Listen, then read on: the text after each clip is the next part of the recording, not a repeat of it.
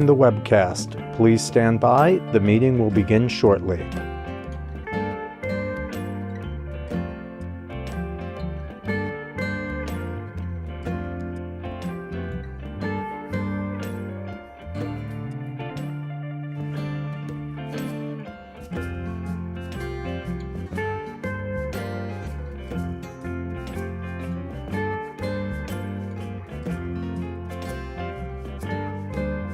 You have successfully joined the webcast. Please stand by. The meeting will begin shortly.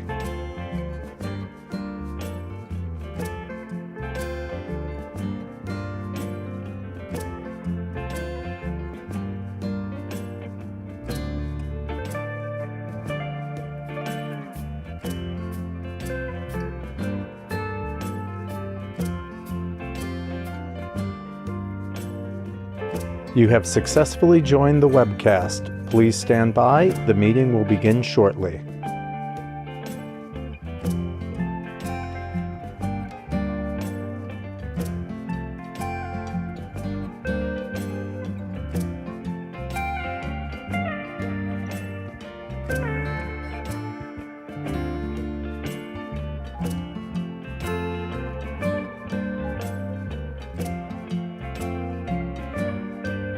You have successfully joined the webcast. Please stand by. The meeting will begin shortly.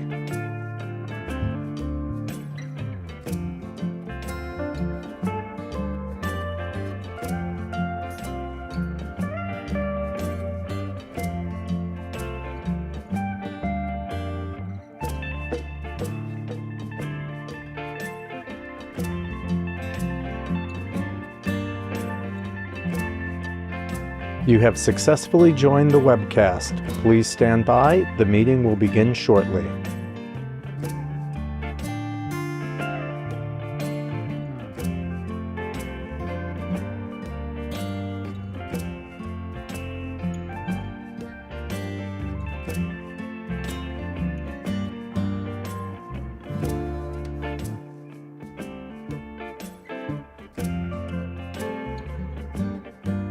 You have successfully joined the webcast. Please stand by. The meeting will begin shortly.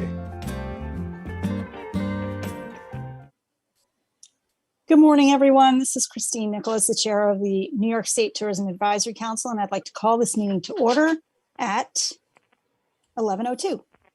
We'll start by taking attendance. I'll call the names on the RSVP list that I have here. And if you are available, if you are here, please state. Hold on, just have to open it up. Okay, Dan Fuller.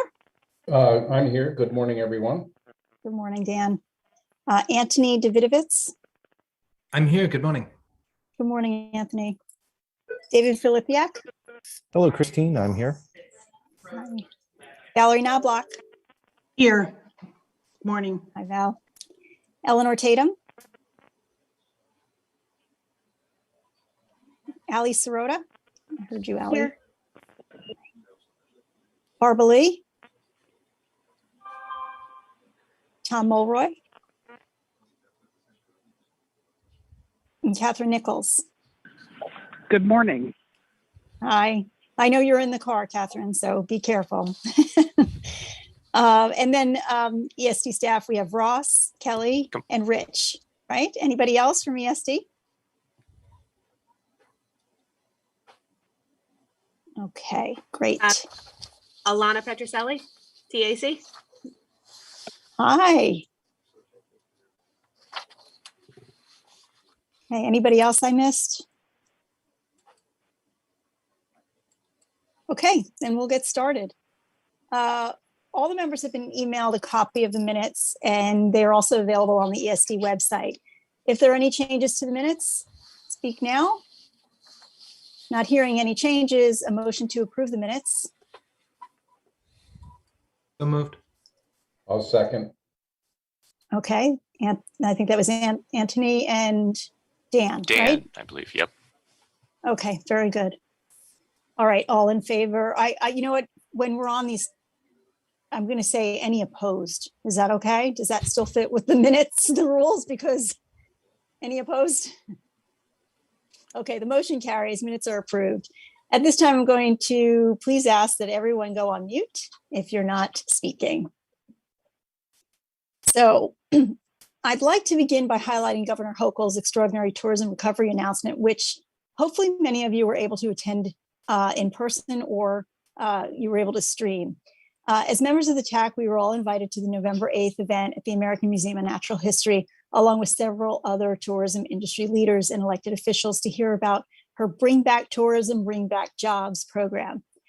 The recovery program, which has the sole purpose of reviving tourism and the hospitality workforce here in New York State, will dedicate $450 million in state aid to support New York State's hardest hit tourism sector workers, revitalize the state's tourism industry, and support small businesses that started just prior to or during the pandemic. It is currently the largest tourism state aid program in the nation, which shows how strongly Governor Hochul views the tourism industry. In fact, in her words, New York State isn't fully back until the tourism industry is fully back. I was able to attend and speak at the event, which was an incredible honor. I want to thank Ross and Kelly for helping me out with that. It was really a terrific event. There were so many folks, and I know that it was somewhat last minute, which we apologize for, which, I got a couple of calls of people that couldn't make it.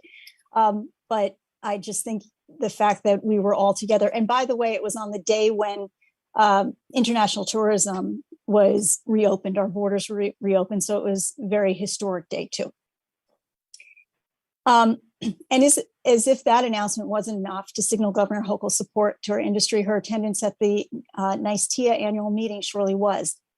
The meeting took place in late October in Chautauqua County, the first in-person meeting since 2019, and Governor Hochul delivered opening remarks on October 21st after being presented with a one-of-a-kind glass artwork piece created by the Corning Museum of Glass in recognition of her longstanding commitment to New York State tourism. Governor Hochul has long been a champion of New York State tourism, and her presence at NYSTIA conference is evidence of her continued commitment to ensuring the success of our industry. Other recent announcements that show the governor's commitment to tourism include the opening of the Autism Nature Trail in Letchworth State Park. It's the nation's first nature trail specifically designed to address various sensory needs. The opening of a $2 million Eastgate Plaza outside the Poughkeepsie entrance to the walkway over the Hudson State Historic Park. The expanded gathering space more than doubles the size of the pathway atop the Washington Street stairs and provides an ideal location for community events. The beginning of construction for a new $46 million state-of-the-art visitor center in Niagara Falls State Park. The new facility will be a gateway to adventure along the Niagara River corridor, greatly improving the visitor experience and encouraging longer visits within the park year-round. The newly built center is due to open in the spring of 2023. The award of $20.7 million for strategic infrastructure enhancements at 24 public use airports across New York. The state funding will enhance safety, facilitate innovation, advance business development, and promote sustainability and resilience at these facilities. The unveiling of a new vision for a world-class Penn Station and revitalized surrounding neighborhood that reflects the community's needs and focuses on public transit and public realm improvements. The plan prioritizes the reconstruction of the existing state station, while the station expansion and the Gateway Project initiatives, both of which the governor strongly supports, continue on their federally established timelines. The announcement of a mascot, winner of the Lake Placid 2023 FISU World University Games, and it's called Adirondack Mac. So he got some play too in the downstate papers this weekend. So really happy about that. So looking forward to meeting Adirondack Mac. And the governor personally welcoming visitors back to Broadway, of which we have a clip to share with you now. Kathy Hochul.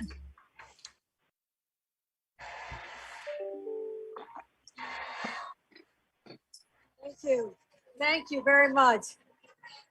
Thank you. Thank you. Welcome to the Queendom of New York.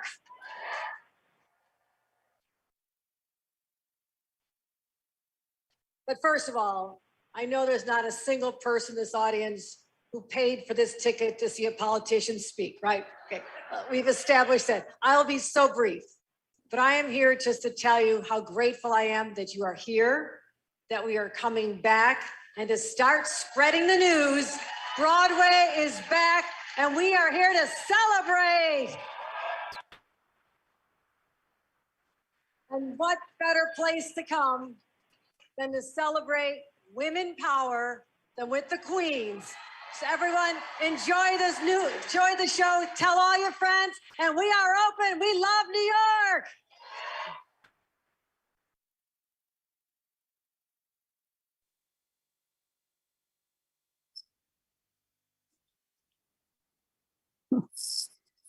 Okay, trivia time. Okay, what Broadway show did the governor go to?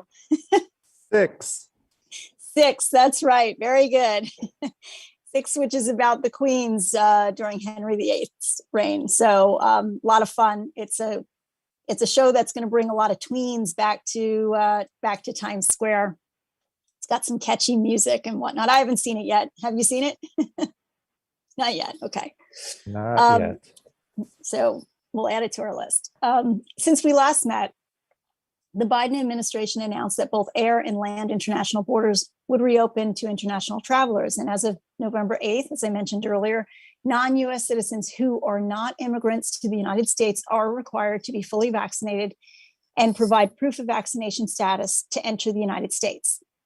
There are very limited exceptions to this vaccination requirement, one of which includes children under the age of 18.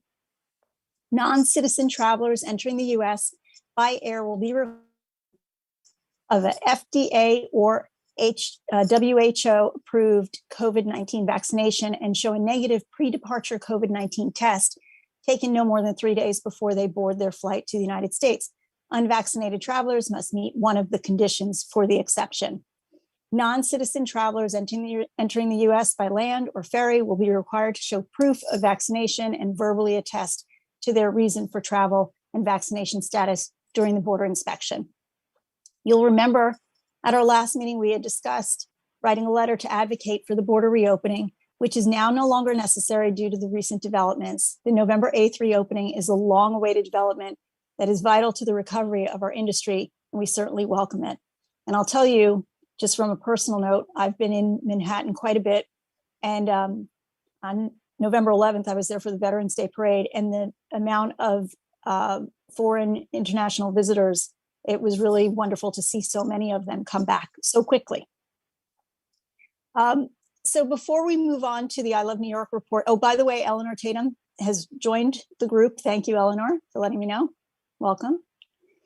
Before we move on to the I Love New York report, I have one housekeeping item, the proposed 2022 meeting dates. And as of now, we have set aside the following dates: Monday, January 24th, Monday, March 21st, Monday, May 23rd, Monday, September 19th, and Monday, November 14th. We've reviewed the 2022 calendar to ensure the proposed dates don't conflict with any holidays or events. And that said, please know that these dates may change pending on unforeseen conflicts, and Kelly will follow up with the dates in an email. So that concludes my report.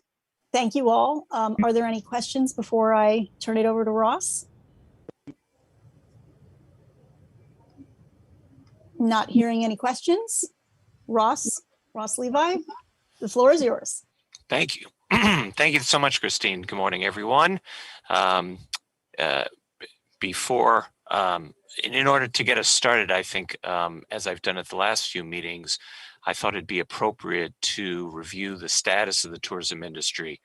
And even before we look at where we are today, I think it continues to be important to have the perspective and understand the progress we've made so far.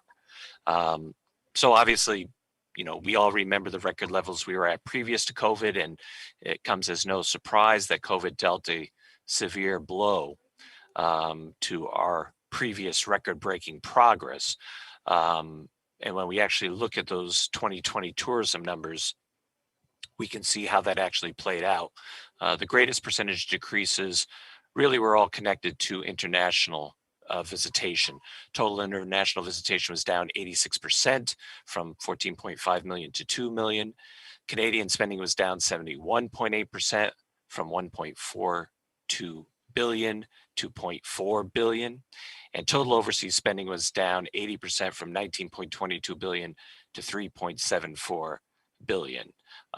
That obviously, those are huge, devastating numbers, and that had a disproportionately negative effect on certain areas of the state like New York City and Buffalo and Greater Niagara, who rely so heavily on international visitors. We also saw a significant dip in domestic visitation, down 37% from 250 million visitors, our record number pre-COVID, to 157.5 million visitors, which obviously then led to losses in both direct spending and economic impact. So, you know, the numbers show what we felt and knew and were hearing, that it was the roughest time in New York State tourism that I'm aware of, certainly.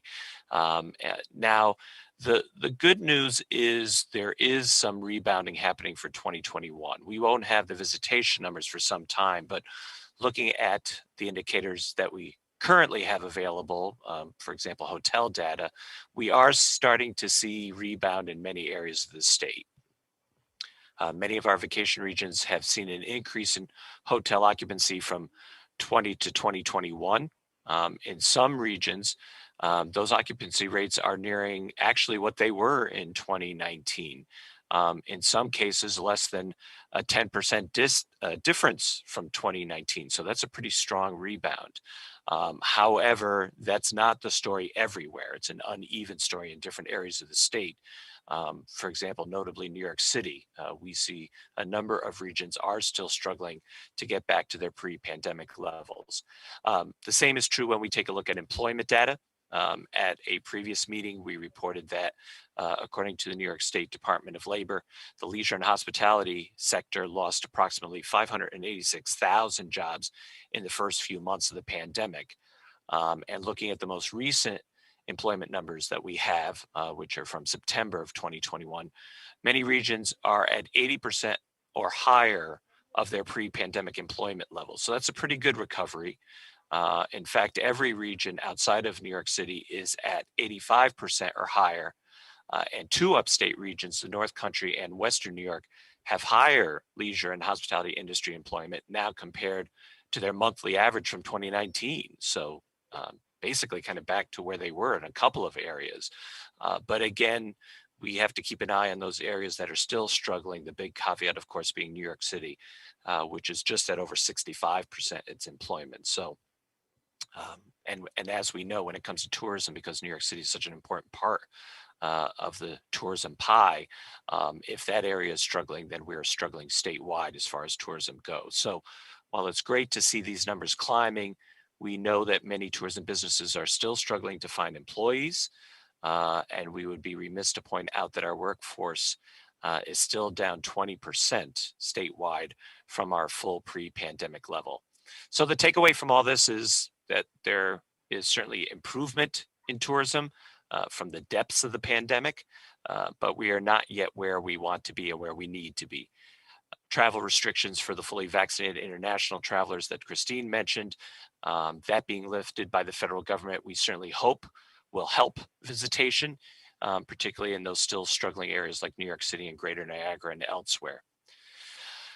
But we're not just waiting. We're trying to do our part on a state level to keep those numbers going in the right direction.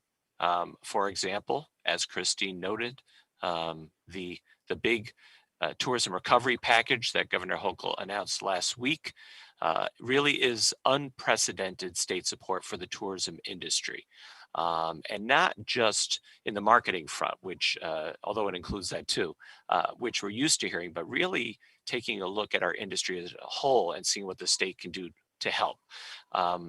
Hopefully, as Christine said, you saw the announcement or got to see the press release, but just to do a brief recap here, that program includes $100 million tourism worker recovery fund. that supports New Yorkers in the most impacted tourism and hospitality industry sectors who were on the extended federal unemployment insurance the last week before those benefits ended, and have yet to see their earnings fully recover. So New York State DOL will issue one-time payments of $2,750 to as many as 36,000 qualified workers in tourism sector industries. And New Yorkers who are eligible for that will be contacted directly via text or email. The second piece was a $100 million return to work grant program. This is designed to encourage tourism businesses that suffered job and revenue losses to rehire workers, and providing financial relief to them to do that. Qualifying tourism businesses will be eligible for grants of up to $5,000 per net new full-time employee, or $2,500 per net new part-time employee hired to offset their labor costs.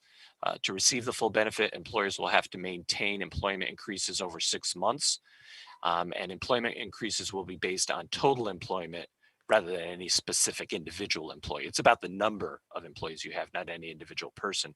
And businesses that can demonstrate the greatest workforce losses during the COVID-19 will be a priority as that money goes out.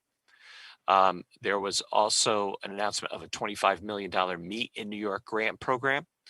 This program focuses on venues and events to generate and support new business-focused travel.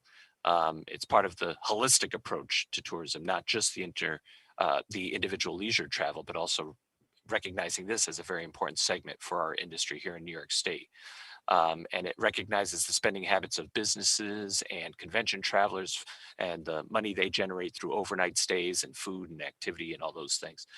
The Meet in New York program will provide grants to help convention centers and other conference spaces like hotels that act as conference spaces, will help them to bring more events and traveler spending and jobs back to New York State. Qualifying venues and their partnering event hotels can offer meeting organizers discounts on booking fees or room blocks to entice business, with the state grants reimbursing a portion of those discounts. And then there was a marketing component, which we like to see as always, a $25 million I Love New York global marketing campaign, a consumer-facing global tourism promotion, which extends a new invitation to domestic and international visitors and will allow us here at I Love New York to expand our current marketing efforts into additional domestic and international markets. It'll include broadcast and digital elements that promote the state as the world's premier travel destination and encouraging visitors to come be a part of it and find what they love right here in the Empire State. And then there was also announced a $200 million program for businesses started just prior to or during the pandemic.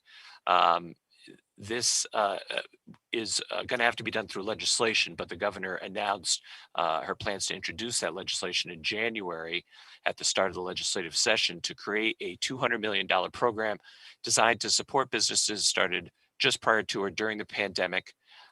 It would utilize existing funding in the state's $800 million COVID-19 Pandemic Small Business Recovery Grant Program to support these younger businesses that were otherwise ineligible for relief through existing state and federal programs to ensure greater inclusivity among small and micro businesses. So more to come on that. So it was obviously a very exciting day, I think, for tourism. And a very exciting day in our post-pandemic recovery. There was more good funding news just today.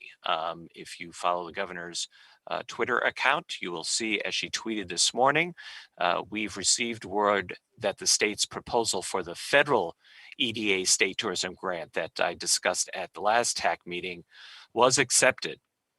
So we're excited that New York State will be receiving our full share of that non-competitive funding, close to $45 million, which we will be able to spend over the next 3 to 4 years to help support the state's tourism recovery. So we're excited about that.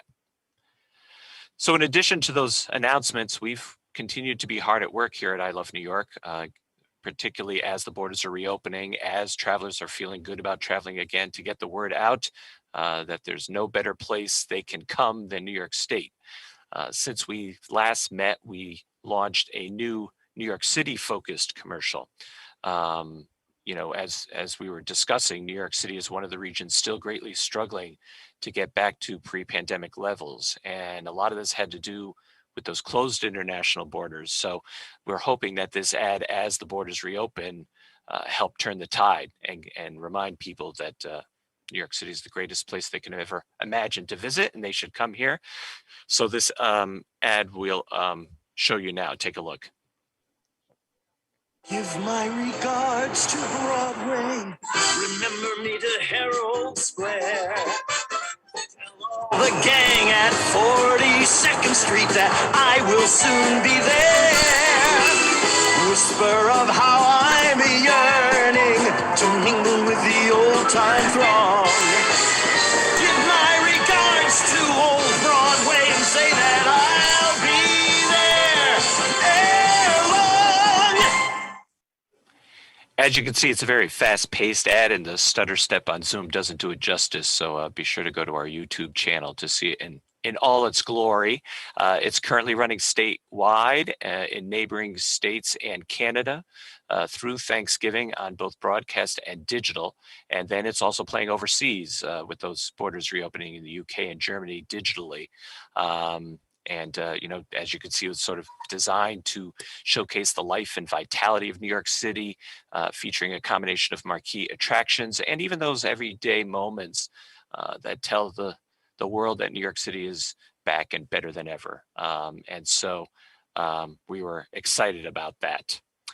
Our fall foliage campaign is coming to an end. It was another successful year. It was great to feel that one of our signature campaigns was back to normal, really, with lots of press coverage, lots of digital traction. It generally is our most popular digital program of the year. And this year, the I Love New York Fall Foliage Report page garnered 564,000 page views through its final week 10. It's the most viewed page on our site, accounting for 28% of total page views at ilovenewyork.com. And a total of 408,000 users visited the page through week 10. It also got the PR coverage that it often gets. Channel 2 in Buffalo and Channel 13 in Albany referenced the report as part of the foliage updates. There were weekly updates in the Albany Times-Union. We even had a whole segment on Lee Goldberg's Whether or Not. You may know Lee Goldberg as the meteorologist for WABC in New York City. And he does this basically a web show, and a 10-minute show was dedicated to fall foliage in New York. I was invited to discuss places to visit and experience the changing colors. We'll show a brief clip of that for you now. I am a foliage junkie. I love the fall color around the area. So cue Ross Levi, the Executive Director, New York State Division of Tourism. I love New York. We all know that. Ross, thanks so much for joining us. Absolutely. Thanks for having me. Yeah. So we're starting to see some splashes of color at the time of this taping. Adirondacks, Catskills, a little bit in the Hudson Valley. Can you talk about the patterns of foliage and how things are likely to evolve? Sure. New York State has a fairly predictable pattern every year, where, as you noted, starting in mid-September, sort of in the mountains, in the Adirondacks, the Catskills, that's where you start seeing the first brilliant splashes of color. But then it spreads pretty rapidly throughout the state to other parts of the state, central New York, the Finger Lakes, the Thousand Island regions, Greater Niagara, and kind of the grand finale tends to be more downstate, New York City, Long Island, that kind of area. Yeah, I know sometimes when we're ready to cover the New York City Marathon and the finish line, the park is actually the last to go there in early November. So even if it is a little bit later this year, when are we talking about the peak color in the different regions of the Well, that gives you a sense of where we're at. That's also available via the web if you want to see more. And speaking of public relations, Lisa Soto and Finn Partners and her team have several initiatives that are working to promote winter travel. It's not too early. I just finished completing 2 days of desk side interviews last week, where we did 9 back-to-back interviews. They're jam-packed day. days, over those 2 days, with travel editors from Travel and Leisure, FARS, Hemisphere's In-Flight magazine, to list just a few. And it allowed us to pitch new and recent tourism developments, as well as upcoming anniversaries, events, and openings for the holiday season in 2022. So we're hoping that will get those editors assigning stories so we get the coverage we're looking for New York State. We also hosted a satellite media tour on November 8th, where we contracted with a company that does these media tours and a travel expert to arrange appearances in hundreds of TV, web, and radio shows across the country. And as a result of that, a total of 29.4 million impressions from 1,653 TV placements and 94 web and radio placements, all the way from Chicago to Atlanta and to Houston, Salt Lake City, as well as some national placements, allowed us to focus on holiday and winter travel in New York State. So we were excited to have that opportunity. The Outdoor Writers Association of America conference in Vermont was held in early October. Fitton Partners met and spoke with more than 50 attendees in an in-depth capacity about New York travel. We're able to meet with National Geographic, Field and Stream, BBC News, and many, many more. We found out that an editorial feature in Travel, Taste, and Tour magazine, their winter issue, will be published for December. We're working on a press release announcing the official start of the winter travel season. Plus, we continue to do pitching around holiday and winter travel. So a lot going on for earned media. We have, of course, been focusing on the reopening of New York's border with Canada as well. As I think most of you know, the US is the most popular destination for Canadian travelers, and Canada is the largest source of international visitation to the US. Pre-pandemic, 20 million people visited from Canada annually and spent $22 billion. Since TAC last met, the Division of Tourism finalized our contract with Toronto-based firm Reach Global Marketing. So we are very happy to again have I Love New York representation in Canada. We also convened the I Love New York Marketing Committee for a meeting on November 3rd. That Canadian Marketing Committee that I Love New York convenes comprises 25 representatives of New York State destinations and attractions that prioritize Canada as an important tourism marketing source. The committee was recently surveyed to identify their current and planned Canada marketing activity and needs so that we could support them through I Love New York and do things in as cohesive a manner as possible. When it met, the committee received a report from Reach, our new reps, on current consumer sentiment for the Canadian traveler and the status of Canadian tourism industry as a whole, plus insights from the committee survey and some ideas around action steps committee members could take to benefit from the pent-up demand of Canadians who travel to the US.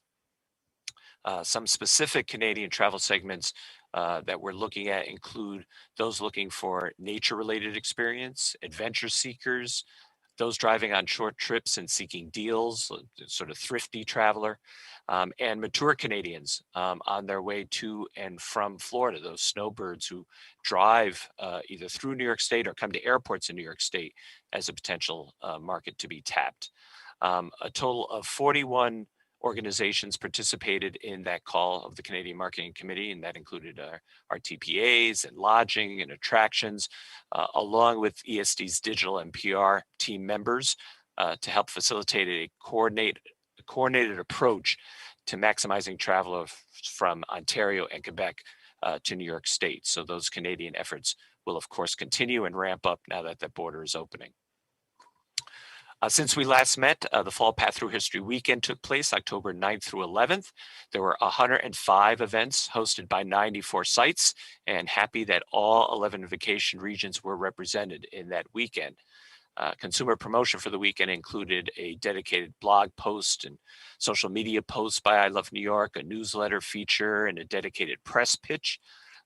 We are actively asking for historic and heritage sites to apply to become a designated Path Through History site. which allows them to host events year round, which we are then able to promote. We will continue to include both live and virtual events next year as well. That was something, well, for a while there we were only virtual. Then we were able to go virtual and in person. And that's been so popular and successful. We've decided to keep it going. It's still, even in digital format, brings people's attention to the great historic assets we have across New York State. And so we think it's a good way to get the word out and create future travelers to these sites, even if they don't go on the weekend itself. Weekend events hosts are open to both official and non-official historic and heritage sites and organizations. We don't limit the Path Through History Weekend just to the official PTH sites. We want as many events as possible.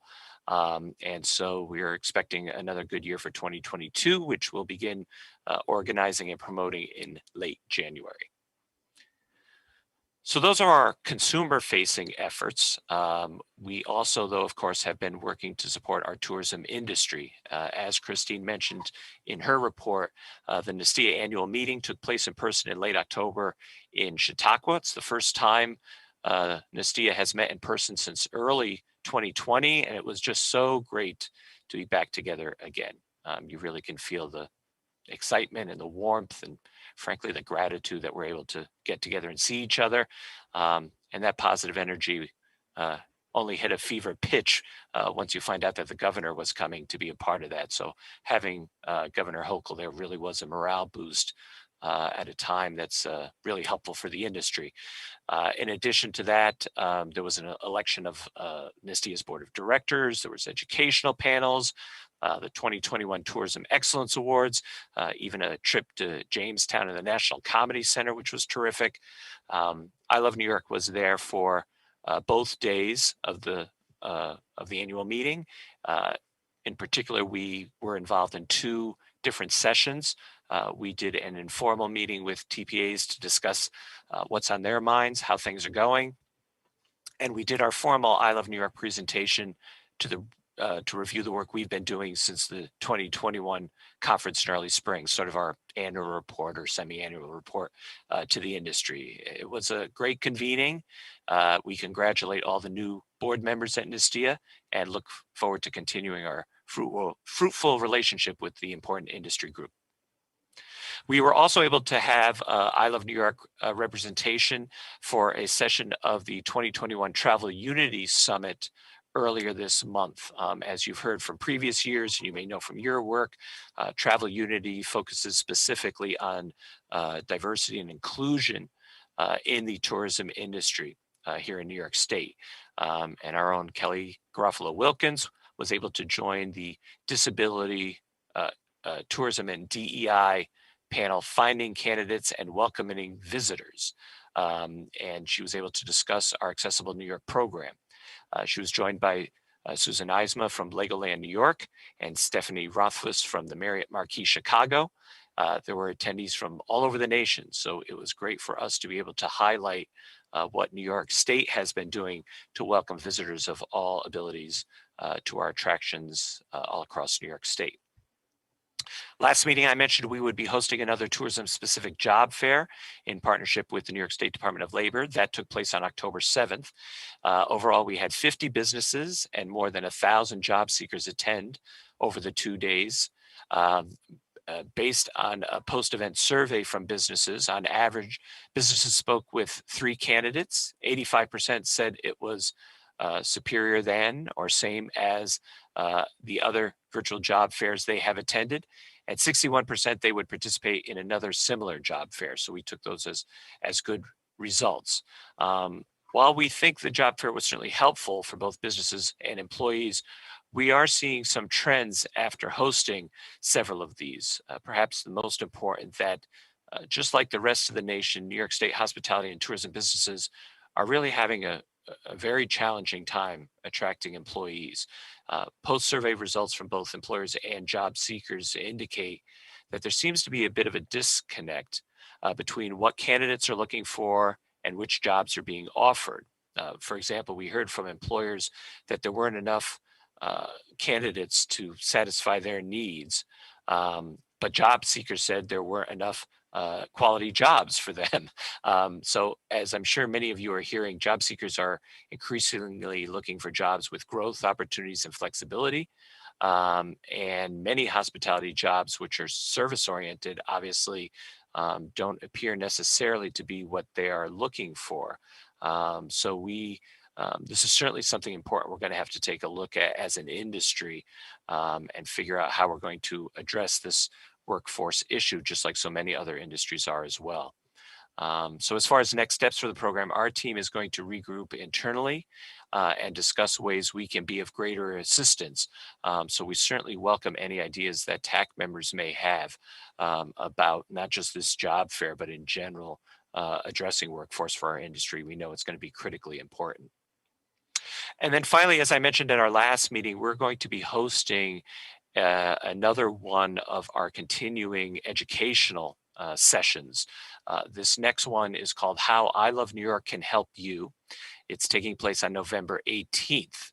And the goal of that is to talk to industry partners, even beyond the TPA world, to attractions, lodging, others out in the industry, about how they can work with us and how I Love New York can support them and kind of help us help you sort of thing. We already have 100 registrants for that. So that indicates to us that this is going to be a very valuable webinar.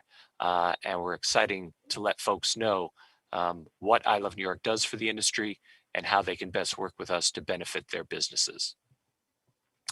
That was my what I wanted to present to the TAC. Happy to hear any questions or comments.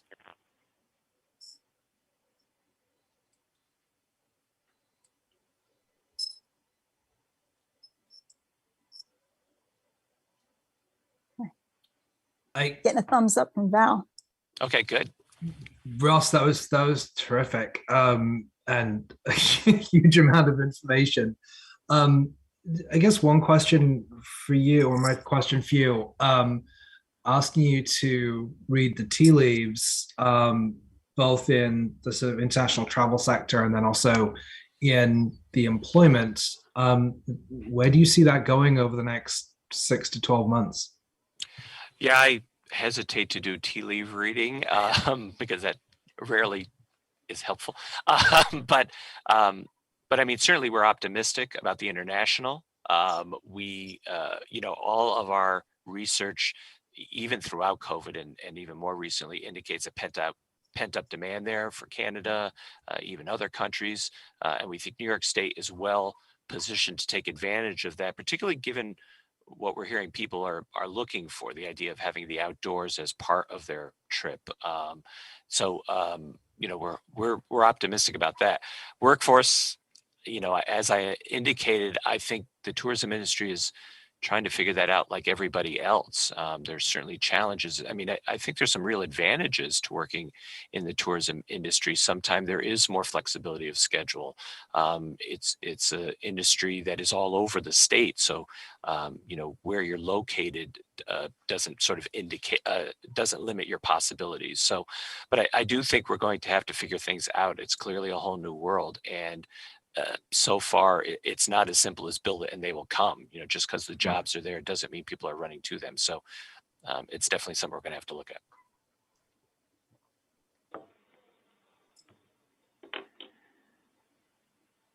Hey, Ross, I have a question. Thank you for Sure, David. a great presentation there.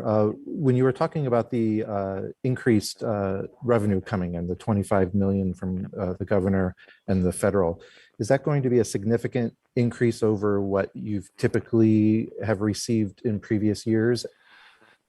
Yeah. I mean, we've actually, recent years, over the last, 5 to 10 years, there's been a significant investment in tourism by New York State government. We've had a government, legislature, and a governor that has understood the importance of tourism, thankfully, and have been very good at reflecting that in the budget and our resources. But this is additional money. The federal money is additional. This governor's announcement, at least a good chunk of that is new marketing money. So it is putting us probably to some of the highest levels we've been at in a while. Great. And then So Ross, with that additional money, then do you anticipate at the next TAC meeting or in future TAC meetings to communicate what you plan to do with that additional money? Are you looking to do more of the same or something new? Should we start seeing a more increased presence of marketing in the global marketplace? Yeah, absolutely. I mean, we'll talk about that as the plans are coming together. I mean, some of it we've talked about already. I mean, in some cases, this is about sort of more bigger, deeper. In other words, it is marketing money, particularly what the governor just announced this week, to allow us to be in some long haul and fly markets that we haven't been in a while, or run more frequently in some places. Internationally, a lot of our work over the past number of years has been B2B, has been sort of focusing on the travel trade, tour operators, travel agents. As you heard, we have certainly in COVID, post-COVID, been doing a little more consumer marketing internationally. This money may allow us to do that more extensively, which would be great. And as you heard me mention at the last TAC meeting, our proposal to the federal EDA also includes that international marketing, also includes promoting outdoor recreation, but also will allow us to go, as the governor's announcement did, a little more into the conference, meetings, expositions, business, as well as amateur sports, as well as group travel.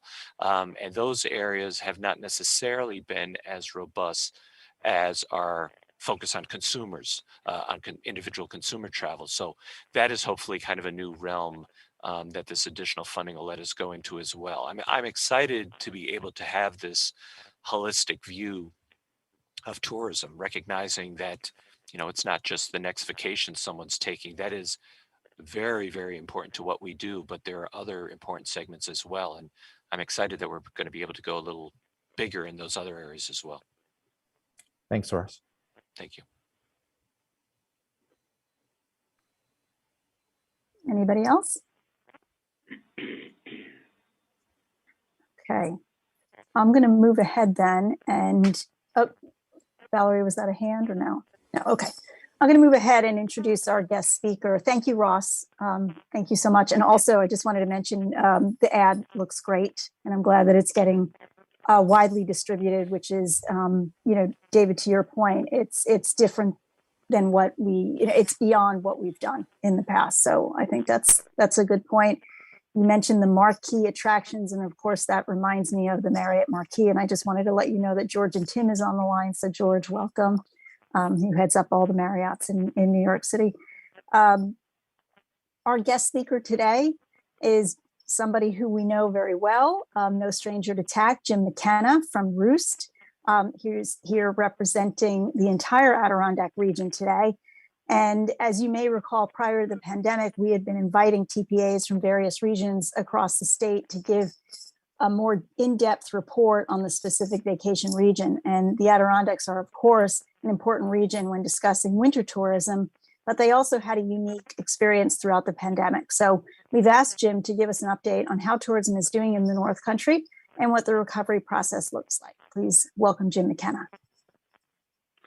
Thank you, Christine. Can you hear me okay? Yep. Everybody hear me all right? Yes? Yep, all right. Sound good, Jim. Okay. Well, first of all, I just want to recognize, I'm going to recognize Dan Fuller, because I was on the TAC back in the 90s, and Dan, you're still there. It's great to see. So it's nice to see that you're still with it, and I think continuity certainly helps all organizations like TAC. Secondly, I want to comment real quickly on the governor's leadership with the $450 million. I think that it's geared in the right areas, and I think it's going to tremendously help us. You can all hear me, correct? Thumbs up? Yes? Yes, you're good. Okay. And also, you know, the program of New York City, that's a great campaign. I'm so glad that it's running internationally. And I think that we have to remember New York City's our driver, and we have to make sure the city's back and in full swing, and it just ripples throughout the state. So I'm glad to see that, and we're concentrating on New York City. I think that's quite important. The Adirondacks, and my plan today is to talk a little bit about 2020, talk about our Regional Tourism Council, look at 21, little mentions of outdoor rec, talk a little bit about the short-term rental issues that we are all facing and probably growing, talking about the challenges that we might see coming in the Adirondacks, and also sort of end a little bit on how DMOs, like the organization I work for, we have to change to continue to be relevant. And I think it's important for everybody to understand that. And I'll get a little bit of what that means. Talk a little bit about the real differentiator of the Adirondacks, which is the environment. And finally, touch briefly on the World University Games. So that's my plan to run through a little bit today. 2020, pandemic. Come March, as the rest of the state and the world almost shut down, certainly the Adirondacks did as well. Overall, our ARTC, we sort of tried to take an approach that was a little different, but I think it was the foundation of the direction we're going to go in the future. And what that was about is it's understanding to reopen as the pandemic came to a conclusion. We had to engage residents as well as businesses in our region, at the same time re-engaging with the potential traveler. So the new dimension that I think is carrying well beyond 2020 for at least a lot of the DMOs up in the Adirondacks is the community relations, the reach out, understanding that you must have your community on board and understanding the approaches you're taking, as well as the potential traveler. And I think that's sort of, I'll talk a little bit about that at the end, but that's sort of the new paradigm for DMOs. But get into that 2020. Certainly the Adirondacks, because of its outdoor open spaces and outdoor recreation opportunities, overall, the Adirondack region saw a 15% decline in 2020 with tourism spend, and that was probably the least amount of decline in the state of New York by tourism region. In fact, one of our counties actually showed an increase, a 0.1% increase, but overall, we felt the pandemic as well as everybody else, and how we communicated overall as a region to both residents and potential travelers, we think helped us rebound quite rapidly. And I think that's important. What we did see is that we did see much more travel to the Adirondacks from New York State than in other years. Western New York especially seemed to gravitate more up towards the Adirondacks. We saw that very clearly. We also saw a party size increase from really about 3.2 people up to 4.5 people per.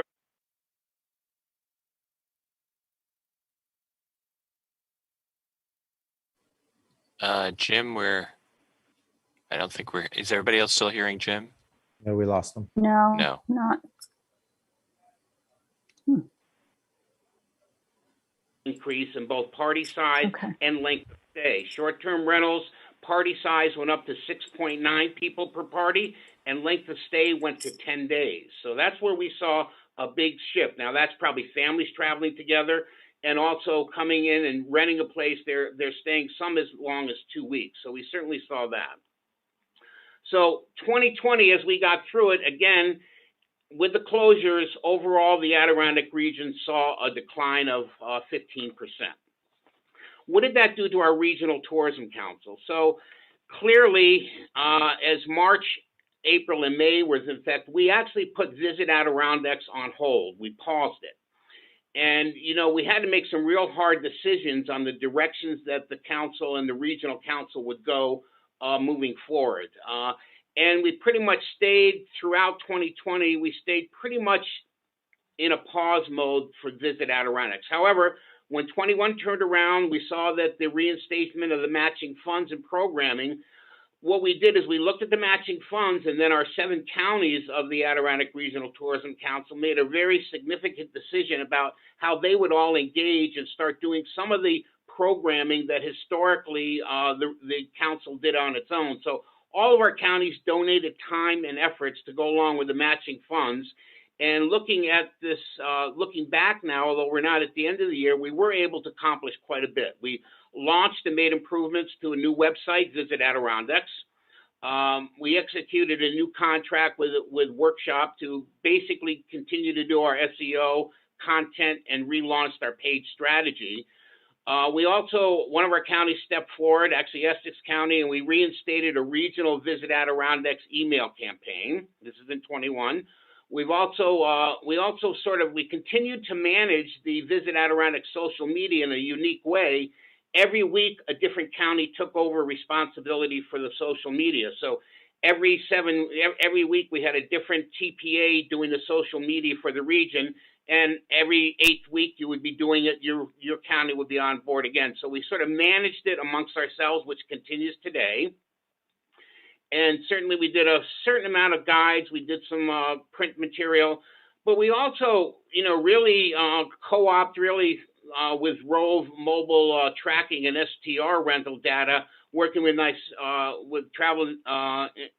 Travel Industry Association, a lot of co-programming we did more so than we have in the past. So even though our ARTC, our Adirondack Regional Tourism Council, we are structured different now, we feel we're starting to reaccomplish what we were doing in 1919.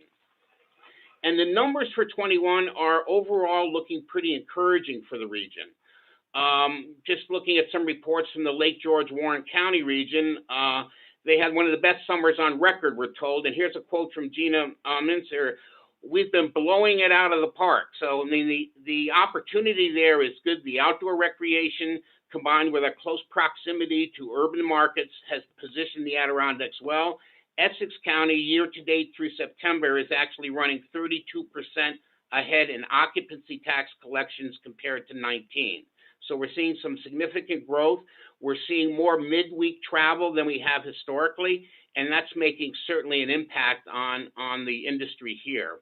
Outdoor recreation has been a key. People have certainly looked at the Adirondacks and its wide open spaces as being something very unique in the Northeast U.S., and it's certainly, we're feeling the results of that. One area that's been really hard for us to really wrap our hands around fully is the short-term rental situation. Clearly, it's an issue, not only in the Adirondacks, but globally right now. But in an area like the Adirondacks, which are limited in development potential, there's hamlet areas in the Adirondacks where you can have development. Once you get outside the hamlets or the village areas, it's very limited. Short-term rentals in the Adirondacks has certainly been a point that people are concerned about and trying to develop programming to accommodate it. What happens is certainly people are looking at which had historically been, traditional community housing now can be an investment property where you can make money because the demand is there. So that is really starting to help us focus on how we wrap our hands around that. So the short-term rental phenomenon is something that we're working on, and we have to understand really that if you lose your community housing stock in an area like the Adirondacks, it's pretty hard to replace it. So we've got to wrap our hands around that. And that's really, leading up to areas that the organization I work for, we're starting to work on more and more. It's really figuring out, as Ross said earlier, figuring out the staffing situation. Not only is there a lack of staff, but the problem in the Adirondacks is there's a lack of place to house staff. So we're working on housing. One of our DMOs, and when I worked for, basically spent about a year and a half on developing a housing program that's now coming to fruition, about 400 new housing units that cannot be used for short-term rentals and have some controls in them, not all low income, but looking at market rate up to about 150% of regional AMI or county AMI. Broadband issue is still an issue in the Adirondacks. So is cell service. Let's say we're fortunate we get somebody coming up from the metropolitan area and they get to the Adirondacks, all of a sudden there's 20 miles with no street lights. And then they have no cell service. How do you feel? So we're addressing those issues as well as we move on. I want to talk a little bit at this point about DMOs and how to stay relevant, especially in predominantly resort or tourism areas. They have to put their community first. And why I say that is because if we look around the world right now, we see population growth overall. Tourism is going to continue to grow. Especially when we have Ross Levi leading our New York State effort. but it's going to grow. Population's going to grow. Younger travelers, they want to get out there. They want to see and experience the world. So places that are dependent on tourism can easily get themselves into a situation where there's event fatigue, where there's over tourism, where there's not a connection with the community. And that's the area I feel is of most importance moving forward. It's developing a program that puts your community first and really structured in a way that there's direct community benefits from the tourism industry. Because what happens is that if you're in a city, a community, a town, a resort town, and you're overwhelmed by constant tourism, all of a sudden you change your attitude on it and you become anti-tourism. And we've seen that happen around the world. So what we're trying to focus on now is we're developing what's called a management plan for tourism for the greater Lake Placid region. And that's starting to deal with issues like diversifying the economy beyond tourism so that there's more other sustainable jobs on a regular basis. Increase long-term housing diversity. And what I mean by that, everybody always talks about affordable housing. And affordable housing has a formula: 30% of your income should be dedicated to housing. It gets confused a little bit with affordable as opposed to low income. So housing diversity is what we're looking at. All income levels have to be satisfied to have a good community. We're also working on trying to get a regional approach to improve environmental sustainability. So we're entering that field because that's the differentiator. And other areas that traditionally DMOs don't enter, but to have a good tourism business, to have a good tourism economy, you need support of the community. So I guess my point is that destination marketing organizations like who I work for have to broaden their horizons to stay relevant and to grow their industry and show more real direct benefits to residents of a community. So we're focusing on that, and I think that has to continue. The other area I'll talk about briefly is the environmental sustainability. Certainly the Adirondacks, the number one differentiator is the environment, is the outdoor views, is the open country. It's the largest park area in the continental U.S. with stringent zoning laws. So how do we take advantage of that? More importantly, how do we maintain that for the future? Because that really is the differentiator for the Adirondacks. And finally, I'm going to mention the World University Games because Christine and you mentioned Adirondack Mac, but those games are doing more than just the Lake Placid region. You know, there's been a lot of commitment to the Plattsburgh International Airport by the state and others. So that's become the gateway airport for the world for the for the World University Games. However, we know from our past experience when people are coming from Europe and everywhere else, they want to stop at the city too. So we certainly know there's going to be a lot of interaction with New York City.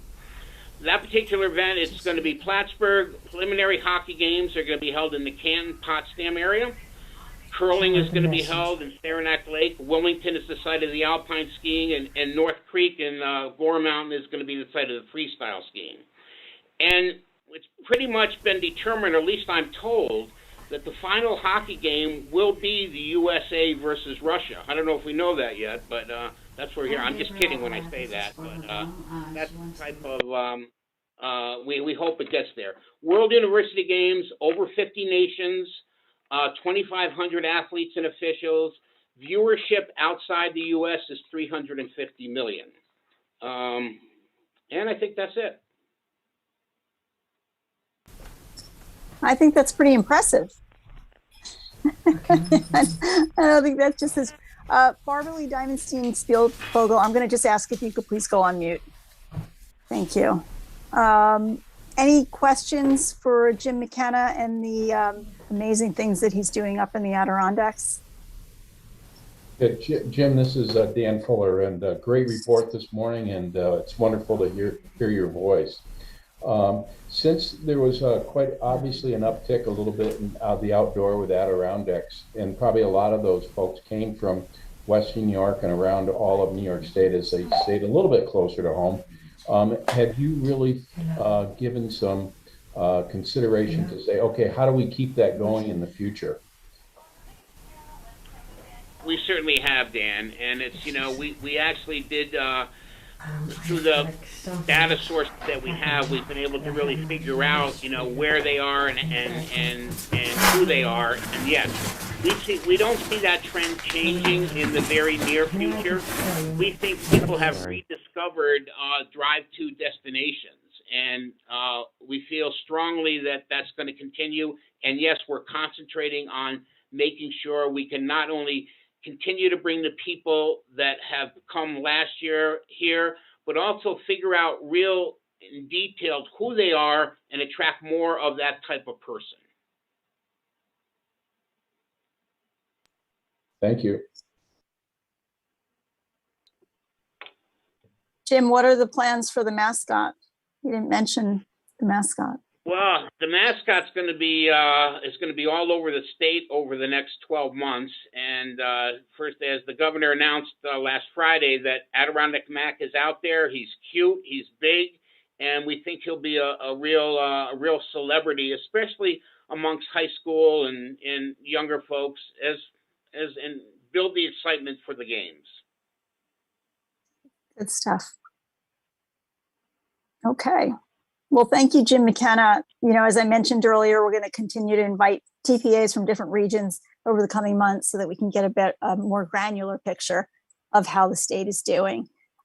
Before we wrap up, I do thank Tom Mulroy for joining us. Is there any new business or public comments at this time?